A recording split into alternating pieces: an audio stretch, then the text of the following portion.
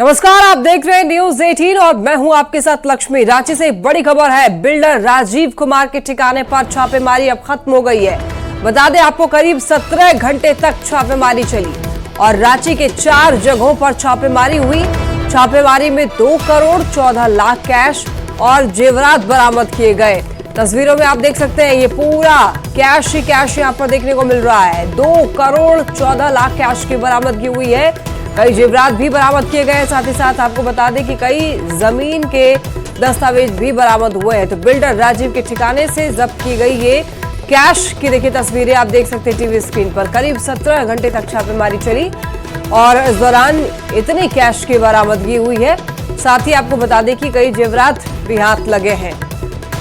14 lakh 2 crore 14 lakh cash की बरामदगी और जेवरात भी बरामद किए गए हैं।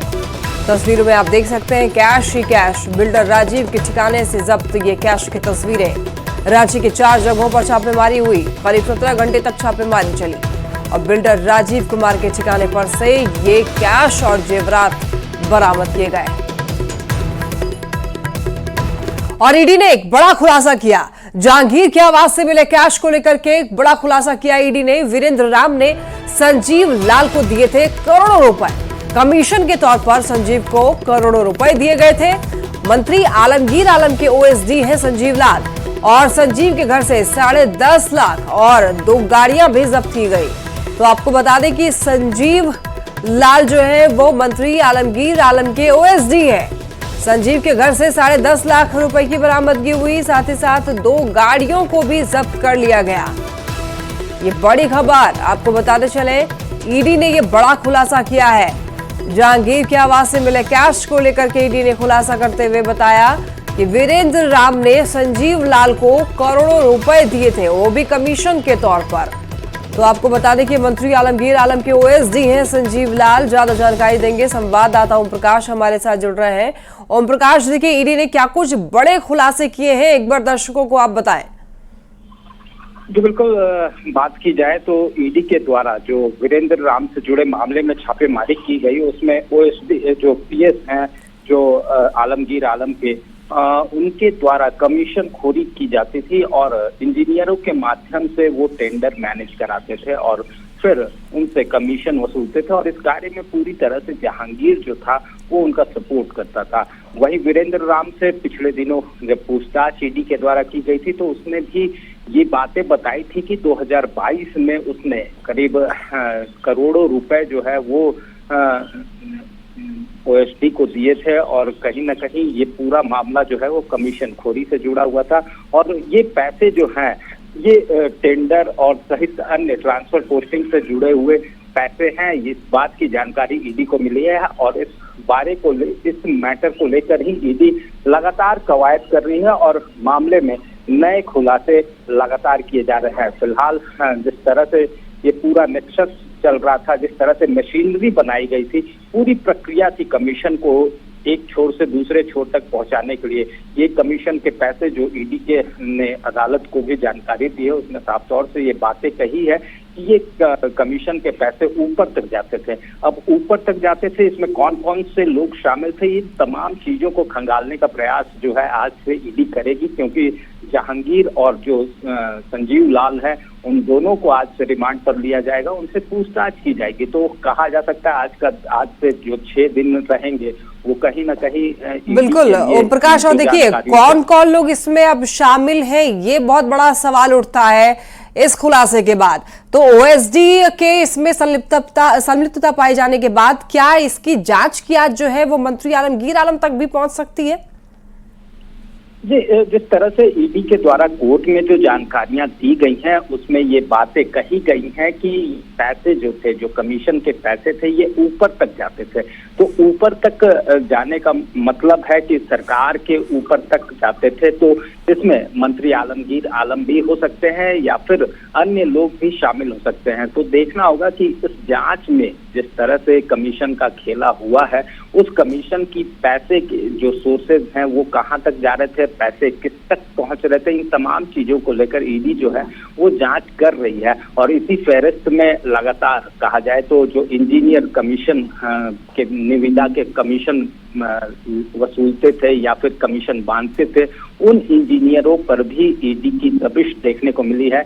अब तक कहा जाए तो 3 इंजीनियर जो हैं उनके आवास पर छापेमारी की जा चुकी है, वहां से भी कई कागजात ईडी को मिले हैं। अब उन तमाम कड़ियों को जोड़ने का प्रयास जो है वो ईडी कर रही है और इस फहरिस्त में कई बड़े खुलासे और कई बड़े लोगों के नाम शुमार हो सकते हैं। बिल्कुल ओम प्रकाश, तो अंदर खाने से क्या जानकारी मिल रही है?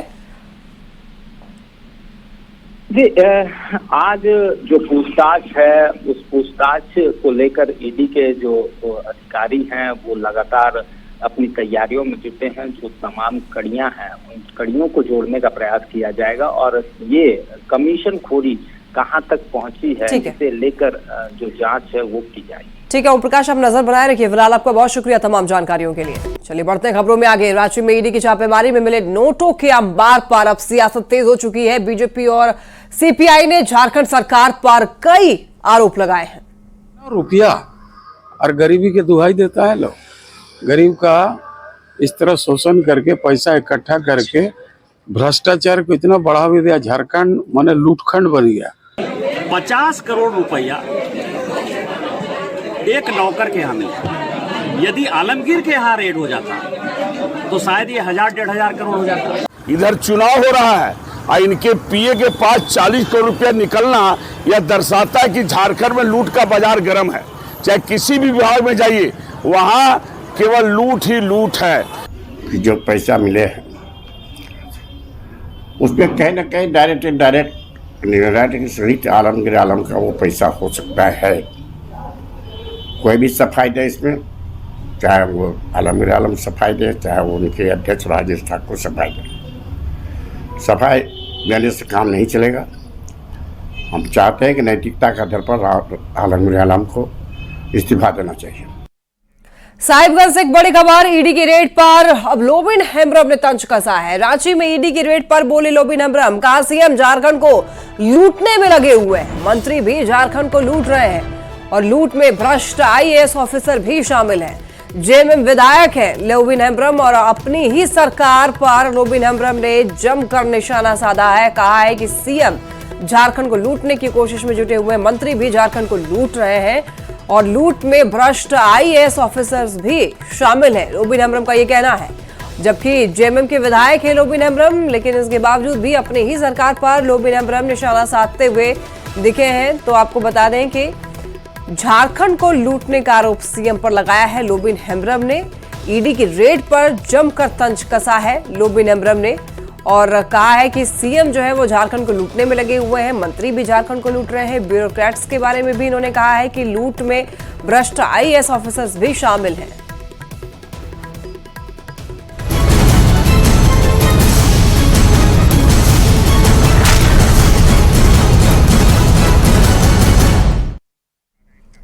दोबारा झारखंड दौरे पर आएंगे पीएम मोदी। 11 मई को चतरा में चुनावी जनसभा करने वाले हैं प्रधानमंत्री नरेंद्र मोदी। 11 मई को चतरा के सिमरिया में जनसभा करने वाले हैं। साथ ही आपको यह भी बता दें कि अमित शाह भी, गृह मंत्री अमित शाह भी झारखंड में चुनावी जनसभा करने वाले हैं। तो 11 मई को चतरा आएंगे पीएम मोदी, चतरा के सिमरिया में जनसभा करने वाले हैं। तो आपको ये बता दें कि इधर केंद्रीय गृह मंत्री अमित शाह भी 9 मई को रांची आने वाले हैं। और आपको बता दें कि खूंटी में अमित शाह का कार्यक्रम होगा। तो देखिए, पहले गृह मंत्री अमित शाह पहुंचेंगे झारखंड, उसके बाद एक बार फिर से प्रधानमंत्री नरेंद्र मोदी भी 11 तारीख को पहुंच रहे हैं झारखंड।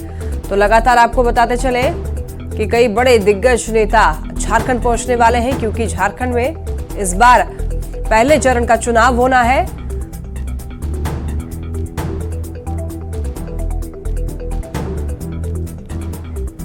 पीएम नरेंद्र मोदी 16 मई को बिरनी आएंगे, जिसको लेकर के तैयारी शुरू हो गई है। बाबूलाल मरांडी, राज्यसभा सांसद आदित्य साहू, राष्ट्रीय संगठन मंत्री कर्णवीर सिंह ने सभा स्थल पर पहुंचकर तैयारियों का जायजा लिया और कई आवश्यक दिशा निर्देश दिए। प्रधानमंत्री का कोडरमा लोकसभा अंतर्गत बिरनी में आना हो रहा है। इस क्षेत्र में जिस प्रकार से सूचना मिल रही है, लोगों में काफी उत्सुकता है, काफी उल्लास का माहौल है और लाखों लाख की संख्या में उनकी बातों को सुनने के लिए, आशीर्वाद देने के लोग आने वाले हैं। रक्षा मंत्री राजनाथ सिंह का बोकारो दौरा। 10 मई को बोकारो में चुनावी सभा करने वाले हैं राजनाथ सिंह।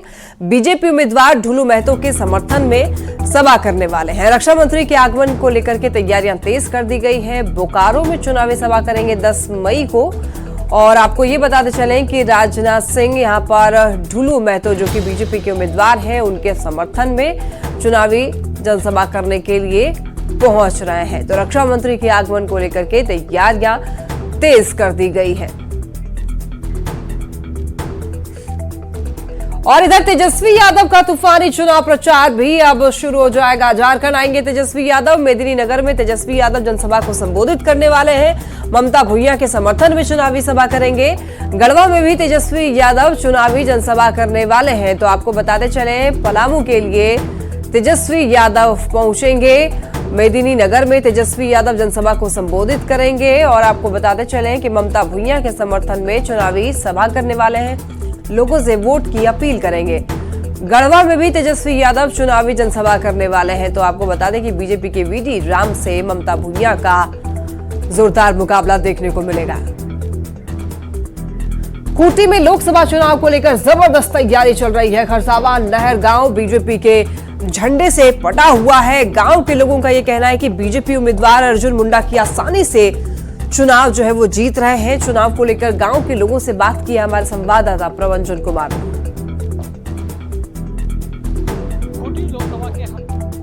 खरसावा नगर पे है और आपको दिखाते हैं कि यह जो पूरा गांव है वो किस तरह पूरी तरह आप देख सकते हैं कि जो झंडे यहाँ जो पटे हुए हैं भारतीय जनता पार्टी के यहाँ पर झंडे देख सकते हैं। केसरिया झंडा इस पूरी तरह इस गांव में पटे हुए हैं।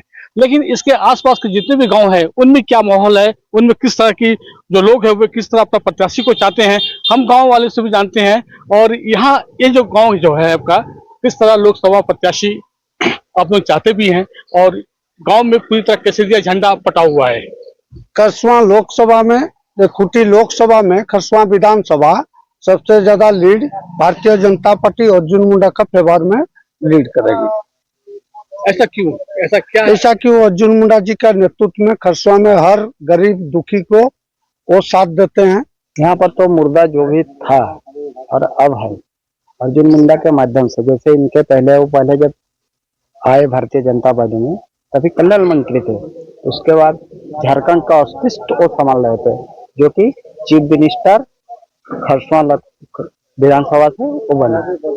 उस दिन से माहौल इतना सुंदर और इतना सुशील रूप से आ गया जो कि यहाँ की जनता लोग अपने आप महसूस करते हैं कि हमको एक अच्छा विधायक मिल गया। उनके लिए नया था, खूंटी क्षेत्र जो उसके लिए नया था बहुत, उसीलिए उसको बहुत कम मात्रा से वोट जीते।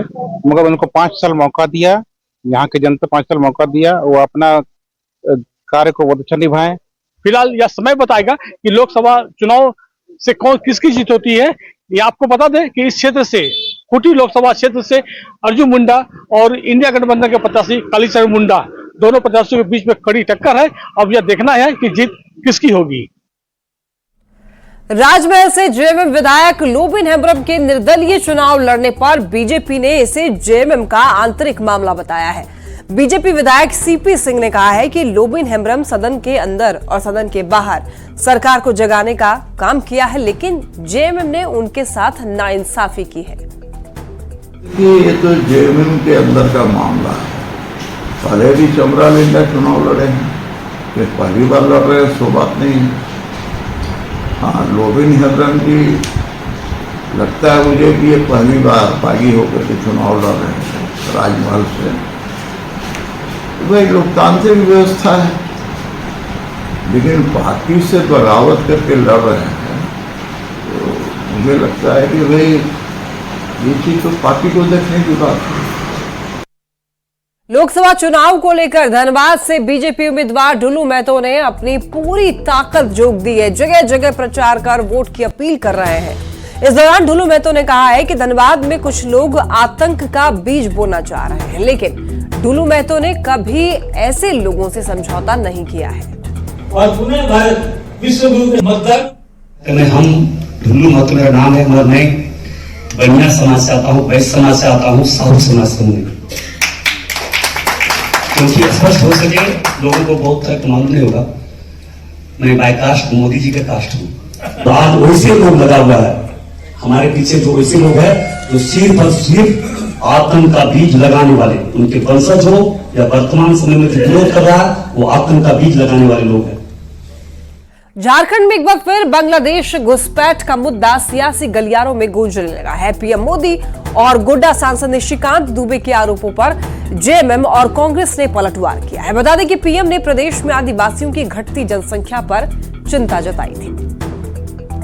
सरकार के अधीन है तो केंद्र सरकार को इस पर ध्यान देना चाहिए कि चाहे वो बांग्लादेश की बात हो या किसी भी देश की बात हो, अगर घुसपैठिए आ रहे हैं तो उसको रोकने की भी जिम्मेवारी केंद्र सरकार को निभानी चाहिए।